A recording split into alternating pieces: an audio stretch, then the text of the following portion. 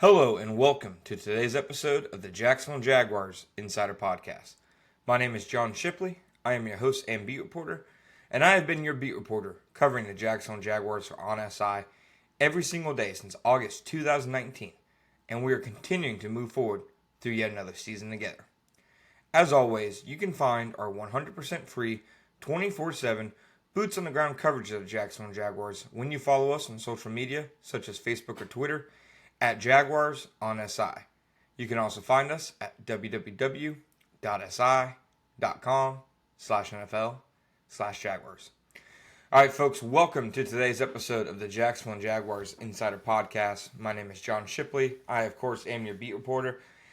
Today we are reflecting a bit on the Jaguars' Sunday win over the Houston Texans, some of the good and some of the bad. Now, just to start off, I think some of the positive things that we learned about the Jaguars from that win was that this defense is very real.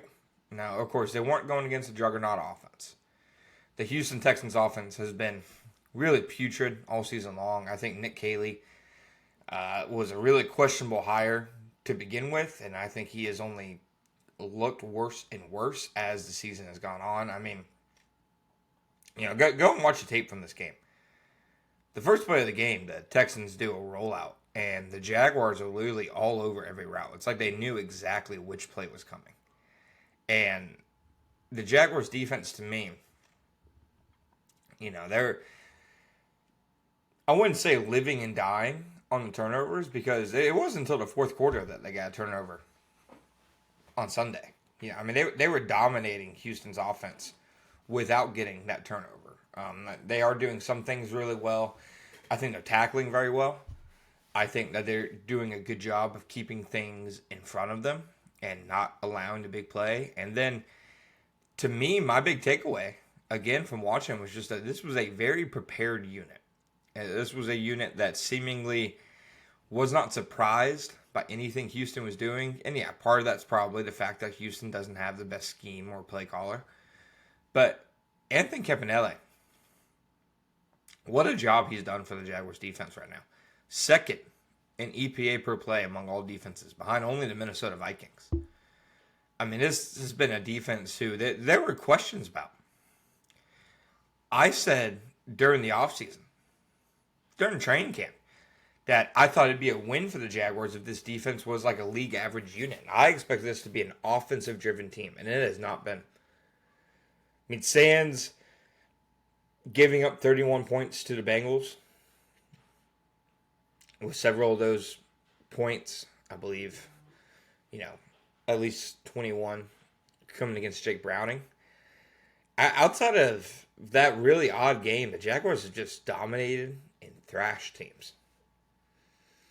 Anthony Campanile has done things with this defense and unlocked things that the previous two defensive staffs haven't been able to. Mike Caldwell and his staff, they were able to generate some turnovers, but the consistent down-to-down play against the pass, I don't think you really saw that from that unit very often. They were good against the run, but against the pass, they were always kind of so-so. This Jaguars defense, though, this one, under Campanile, Jordan Lewis playing fantastic football. Eric Murray playing at a really high level. Travis Hunter's played really well. I thought Jarian Jones had a good game. Tyson Campbell, allowed, obviously, a touchdown on a double move to Nico Collins.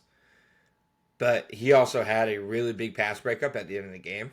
And he also had a forced fumble that helped shift the momentum and kept Houston from definitely scoring points, which they would have. And another thing about the staff is you're starting to see players play some of their best football. Guys who maybe necessarily haven't played as well in previous years. Devin Lloyd, to me, is playing by far the best football he's played. I know he was like rookie of the month, his first month, etc. That, to me, was just him being kind of in the right spot. At a lot of times, he was kind of lucky. The ball kind of just found its way to him on a couple fumbles, a couple interceptions thrown right to him. This year, though, Devin Lloyd is making plays. And, I put out some clips of him making tackles in open space against the Houston Texans. Had a great play against the screen where he beats the block and then helps get Nick Chubb down. And a lot of people's reactions were that it's a scheme and a coordinator is finally using him right. And I understand that. But to me, that's not even it. I mean, Devin Lloyd's doing a lot of the same things now he's always been doing. He's probably blitzing a little bit more. But otherwise, Devin Lloyd, though, is just playing a better brand of football right now. He's playing more confident. He's playing more under control. And on both those plays I put out, one the screen, the other stopping a quick outlet pass to a running back. I believe it was at or behind the line of scrimmage. Devin Lloyd looked like he knew exactly where to go and where the ball was going. And that, to me, is the biggest testament to this defensive staff, is the fact that they feel like a very, very prepared defense. Not a defense who's just getting lucky in terms of turnovers and stuff. And even the turnovers. 3 turnovers a game obviously isn't sustainable. But every staff in the history of football talks about generating turnovers. But this one consciously said, we believe that by changing our scheme and by being a vision, zone-based defense, we believe we will give our secondary more chances to make plays. Our linebackers more chances to make plays. And that's exactly what's happened. So to me, the turnovers, in part, turnover luck is always a thing, but this is also something by design from the Jaguars that, they designed this defense to generate turnovers. And it's worked out exactly like that so far. Now, I think if you're looking for anything that's concerning, to me, it has to start and end with the passing game. I think you saw some good things from the passing game in week 2. You still had the untimely drops. Brian Thomas Jr. on 4th down, De'Ami Brown in the end zone. You saw some good things from it in week 1, but you could tell, they were basically playing with their food, that the Panthers just really weren't on their level and that they didn't feel like they had to really unleash anything.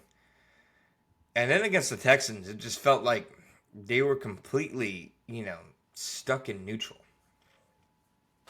And the reason it's a concern to me is there's not one thing or one person I think they can point at. I don't think it's just the quarterback. Yeah, Trevor Lawrence has absolutely missed some throws. I thought, had his worst game of the season so far against Houston. I mean, he is right now 0-8 on passes of 20 air yards or more, which is obviously not sustainable. He's been a top quarterback by EPA per play on deep passes in recent years. I think he was 16th last year.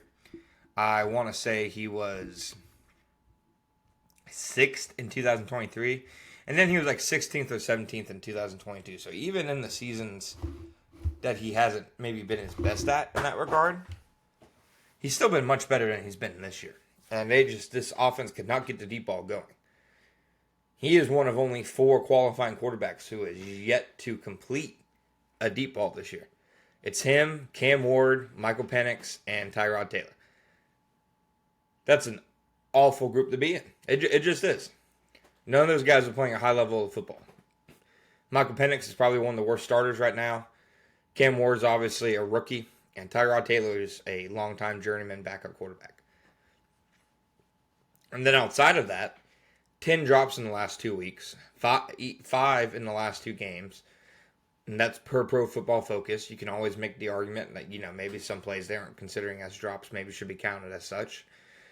But that, to me, is where the concerns have to start and end for the Jaguars. It's the passing game. Because when the quarterback's on, it feels like the receivers are dropping it.